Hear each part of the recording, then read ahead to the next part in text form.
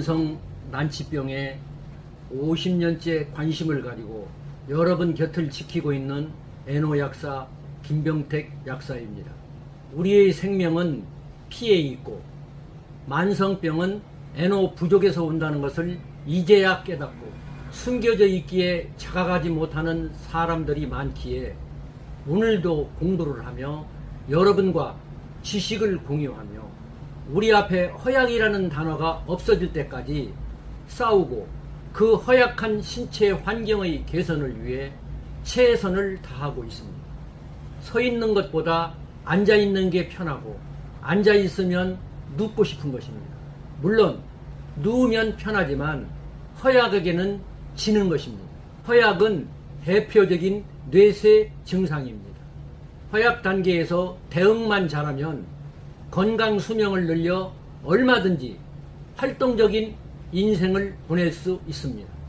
허약을 극복하려면 가벼운 운동으로 근육을 키우며 산화질소대사체를 복용해 나가면서 차츰 근육을 키워나가면 그리 어렵지 않게 살 수 있고, 한 국가의 기본이 각 가정인 것처럼 우리 인체의 기본은 우리 몸을 이루고 있는 60조의 세포에 있습니다.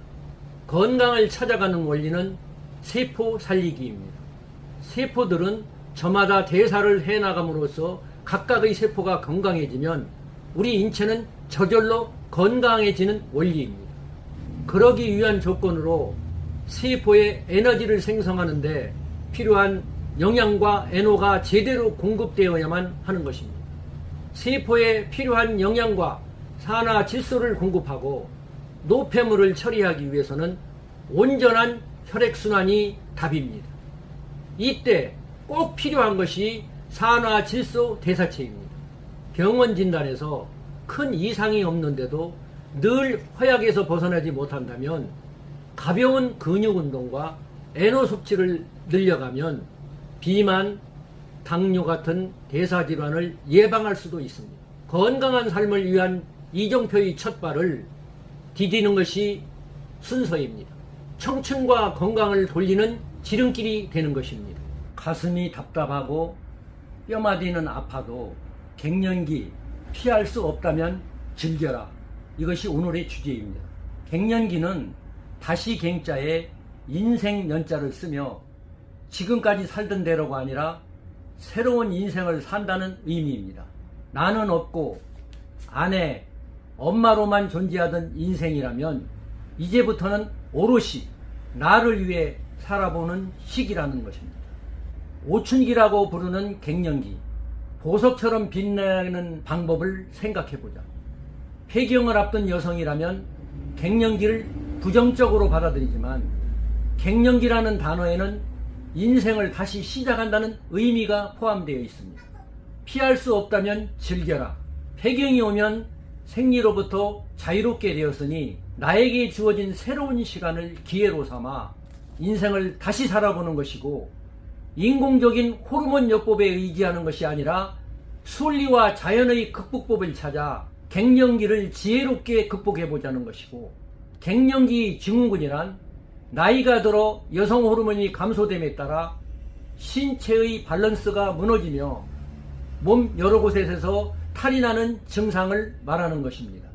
여성 호르몬은 여성을 아름답게 유지하는 데 큰 역할을 하며 여성만의 특권인 아름다운 S라인도 여성 호르몬의 덕입니다.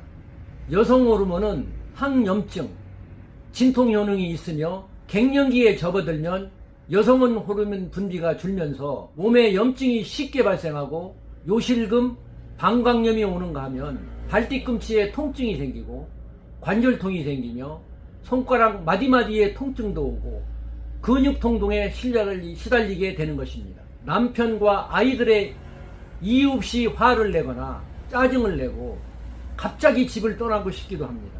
불현듯 우울한 생각이 들어 눈물을 흘리기도 하고 가슴이 답답하고 자다가 눈을 뜨면 죽어버릴까 하는 부정적인 상상도 하게 되는 것입니다. 이 모든 것이 여성 호르몬인 행복 호르몬인 세로토닌과 수면 호르몬인 멜라토닌이 부족해서 오는 증상입니다. 갱년기가 되면 인터루킨 등과 같은 염증 관련 면역 물질이 과도하게 분비돼 열이 심하게 오르고 갑자기 얼굴이 후끈 달아오르는 증상이 이것 때문입니다. 온몸이 쑤시고 아픈가 하면 머리가 띵하니 무겁고 멍해지고 기억력도 떨어지고 심한 우울증 증상으로 고생하기도 합니다. 불면증이 심해지면 몇 개월을 고통스럽게 보내는 경우도 있고 호르몬의 불균형이 원인이라고 해서 인위적인 호르몬 주입이 근본적인 해결책이라고 할 수는 없는 것입니다. 일상에서 할 수 있는 손쉬운 방법으로 갱년기를 극복해 보기로 합시다. 갱년기 여성은 마음의 공허함이 크고 이를 취미와 운동으로 이겨내는 것이 좋고 혼자 운동하기 어렵다면 동호회 가입을 통해 함께 즐기는 것도 한 방법이라고 볼 수 있습니다. 운동에 빠지면 어느 순간 갱년기가 지나가고 몸은 더 건강해지는 것입니다. 요가는 일상생활에서 잘 사용하지 않는 근육을 스트레칭으로 유연하게 하고 호흡을 통해 몸 안의 해로운 기를 내보내고 좋은 기를 맞아들이는 운동입니다. 요가의 호흡은 스트레칭과 함께 기를 강하게 하는데 큰 도움을 주는 것입니다. 불면은 대표적인 갱년기 증상 중에 하나이며 불면 상태가 지속되면 우울증, 하지 불안 장애 등 다양한 질병을 유발할 수 있는 것입니다. 산화질소대사체를 복용해 혈액순환을 원활하게 해 몸의 체온을 올려 수면에 적당한 몸 상태를 만들어주는 것이 답이 되는 것입니다. 갱년기 여성에게는 먹는 것도 중요합니다. 생선의 몸통은 자녀를 주고 자신은 꼬리나 대가리를 뜯는 일은 하지 말자는 것입니다. 지금까지 남편이나 아이를 위해 식사를 준비했다면 이제부터는 오로지 나를 위한 건강 식단을 짜보자고 말씀드리고 싶습니다. 내가 좋아하는 식단을 가족과 함께 나누면서 식사 시간은 나를 위한 시간이라 생각하고 가족과 소통하는 시간이 될 것입니다.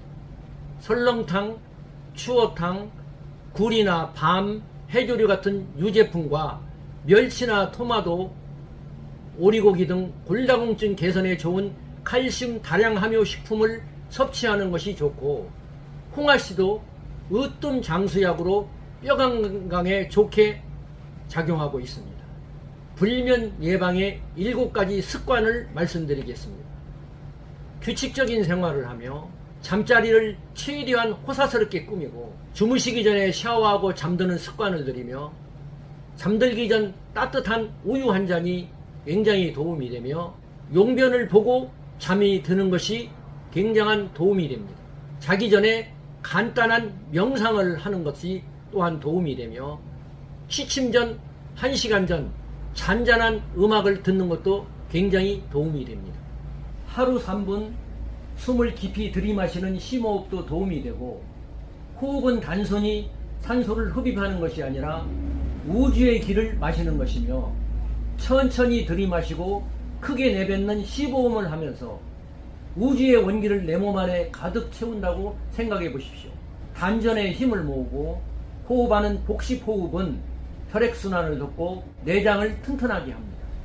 산화질소와 항산화 영양소의 복합물질을 먹으면서 몸에 바르고 항문과 질을 통해 혈관의 노폐물을 빼주고 혈관 나이를 젊게 하면서 운동하고 식습관을 주의하며 햇볕을 쬐며 마음의 안정을 유지하면 분명히 극복할 수 있다는 자신감을 가지면서 길지 않은 시간을 통해 갱년기 이전보다 훨씬 더 건강해질 수 있습니다. 피할 수 없다면 적당히 즐기는 마음의 여유를 가져야 되겠습니다. 안면 홍조나 불면증 등 갱년기 증상 왜 혼자 고민하고 계십니까? 여성은 40대 중반에 이르면 자연스레 갱년기 증상을 겪기 마련이고 정도에 따라 다르지만 적지 않은 여성이 신체적 정신적 고통을 호소하고 있습니다. 갱년기는 노화로 인해 난소의 기능이 점차 약화되면서 몸속 여성 호르몬이 더 이상 분비되지 않은 채 시기를 늦추는 것을 말하는 것입니다. 여성 호르몬이 분비되지 않아서 갱년기 증상이 나타난다면 인위적으로 여성 호르몬을 투약하면 된다고 생각할 수 있겠지만 물론 갱년기 증상을 일시적으로 완화할 수는 있지만 그 증상이 일상생활에 큰 지장이 없다면 처방받아 복용할 수 있지만 그것은 적당한 수준의 증상이 아니라면 굳이 할 필요가 없다고 생각합니다. 호르몬제를 복용해 부작용의 위험에 노출될 필요는 없고 갱년기 증상이 100% 여성 호르몬 저하 때문에 생긴다고 단정할 수도 없기 때문입니다. 무엇보다 간 기능 이상이 있는 여성이나 현재 유방암을 앓고 있거나 과거에 앓았던 적이 있는 여성이면 뇌경색이 있거나 심근경색이 있는 여성이라면 호르몬을 복용해서는 전혀 안 되는 것입니다. 갱년기 건강 솔루션을 팁으로 말씀드리겠습니다. 첫째, 햇볕은 천혜의 만병통치약이므로 하루에 30분 이상, 그것도 2시 이전에 쓰이는 것이 굉장히 유익합니다. 두 번째, 사는 거 뭐 별거 없다, 속 끓이지 말고 살자 하고 마음을 비우는 것입니다. 세 번째, 35세 이상 여성은 호르몬 불균형의 시작이므로 산화질소 대사체를 보충해서 피의 흐름을 좋게 하는 것입니다. 네 번째, 입술이 자주 건조하고 마르는 여성은 주의를 해야 되고, 다섯 번째, 생리량이 유난히 작은 여성도 주의를 해야 되며, 여섯 번째는 아로니아와 같은 항산화제와 대두 발효 추출물을 복용하는 것이 많은 도움을 주는 것입니다. 일곱 번째, 인공적인 호르몬요법은 호르몬 세음의 퇴화를 유발하므로 주의를 게을리하지 말아야 되겠고, 여덟 번째, 규칙적인 운동과 풍부한 음식 섭취를 해서 하루에 따뜻한 물 6잔을 먹어 생체의 리듬을 살려야 되겠습니다. 아홉 번째, 천연 산화질소 대사체와 항산화 영양소를 보충하는 것이 필수적이며, 열 번째, 부자의 1원칙인 몸에 투자하라, 늦기 전에 서두르자를 지켜야 되겠습니다. 불룩 배는 나오고 혈압은 쭉쭉 올라간다. 만성병을 부르는 적신호, 대사증후군의 현상입니다. 다양한 성인병이 복합적으로 나타나는 증상인 대사증후군은 현대의 건강을 위협하는 대표적인 이상증으로 꼽힙니다. 합병증으로 발전하기까지 뚜렷한 증상이 없어 대수롭지 않게 여기기 십상이고, 현대화가 첨예화될수록 발병률이 상승하고 있어 주의가 필요합니다. 당뇨, 고혈압, 비만 등 여러 질환을 앓고 있는 상태를 보통 대사증후군이라 부르고 있습니다. 근본 원인은 산화질소가 몸에서 부족하면서 피가 탁해졌기 때문입니다. 다음 시간에는 좀 더 자세히 다루고자 하니 많은 관심을 부탁드립니다.